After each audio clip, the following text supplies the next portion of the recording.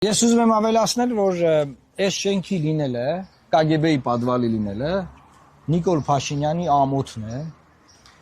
երբ որ ինքը բանտարկված էր կոշքերակատարողական հիմնարկում, հետո Արթիկում, այստեղ այլ քաղբանտարկյալներ կային այդ ժամանակ, մենք այցելում էինք եւ բոլորը այդ ժամանակվա եղած մարդիկ հիմա իշխանության մեջ են եւ բոլորը գիտեն, որ գոնե այս ՔԿ-ն չի համապատասխանում միջազգային չափորոշիչներին եւ այն պետքա փակվի։ 8 տարի անցել է, այս ՔԿ-ն շարունակում է գործել, որովհետեւ ոչ մի բան չի փոխվել։ Նույն KGB-ի տրամաբանությամբ իշխանություն է, բայց սութի բան, ինքնիշխանության մասին բաներ, ելույթներ ունեցող։ Բայց միգուցե Նիկոլ Փաշինյանին ձեռք չի տալիս, որ փակվի։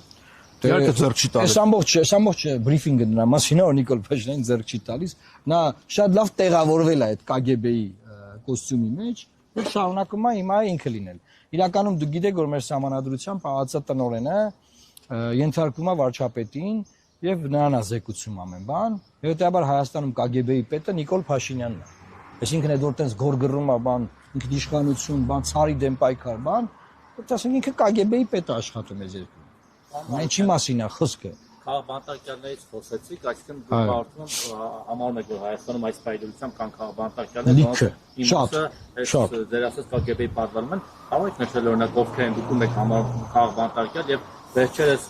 այս շենքում հայտնված Անդրանիկ Թևանյանը եւս տեսանակ քաղբանտարկյալ է։ Ես կարծում եմ, որ բոլորը ում նկատմամբ քրեական գործ է հարուցվել վերջին 4-5 ամիսների ընթացքում, դրանից առաջ էլ մինչև 1 տարի Սամվել Կարապետյանից սկսած բոլորը քաղբանտարկյալներ են, Բագրատ Սրբազանի գործը առաջինն է եղել այս ցանկի մեջ, ես չեմ հավատում որևէ գաղտնալսման, որևէ Բագրատ Սրբազանի գործով կեղծված գաղտնալսումից հետո, նաև այն դեպքերից հետո մենք տեսնում ենք, որ ամբողջ ժողովուրդը հիմա գաղտնալսվում է, իսկ համանadrությամբ մենք իրավունք ունենք գաղտնի պահել մեր անձնական կյանքը, նամակագրությունը, հեռախոսային խոսակցությունները, բոլորը անխտիր քաղբանտարկյալներ են, ավելին ասեմ, այս ահաբեկչական խմբերի վերաբերյալ էլ ասեմ, որ անդադար ահաբեկչական խմբեր են, չէ՞ ձևավորվում, հիմա վերջինս մասկաներով բան ինչ-որ, չէ՞, ուրեմն հեղափոխությունից հետո եթե չեմ սխալվում, Ազատությունը լավ ռեպորտաժ է արել, 5 ահաբեկչական խումբ են բռնել, ոչ մեկով դատավճիռ չունեն, բոլոր գործերով տնային կալանքների մեջ են կամ խափանման միջոցը ալտերնատիվ խափանմիջոցներ են տրված, մի մարդ է ահաբեկչության գործով նստած հիմա Բագրատ Սրբազանն է, որից պահանջում են բնակության հասցե, եթե տա, չի տալիս դե ինքը։ Եթե տա իրանել են տնային կալանք տալու։ Օրեր առաջ Բագրատ Սրբազանի ծննդյան օրներ ուզում եմ նաև շնորհավորել եւ նաև ուզում եմ ասել, որ կյանքը անարդար բան է։ Մարդիկ կային իրար բրդբրդում էին, որ Բագրատ Սրբազանի նկարներում հայտնվեն, երբ որ Սրբազանը արշավ էր անում։ Հիմա այդ մարդիկ ինչ որ տարբեր ցուցակներում են ծվարել, նորը Բագրատ Սրբազանի ծննդյան օրը կարգից հետ եկել էինք այստեղ, այդ մարդկանցից ոչ մեկին չտեսա։ Ուզում եմ Սրբազանին շնորհավորել ծննդյան առիթով եւ ասել, որ բան չի մնացել, բոլոր քաղբանտարկյալները ազատության մեջ են։ Եթե կարելի է մի հավելում, այս ամենից թեմայի հետ կապված, մենք չենք կարող Նիկոլ Փաշինյանի պես ինքնահորջորժվել դատարան եւ մարդկանց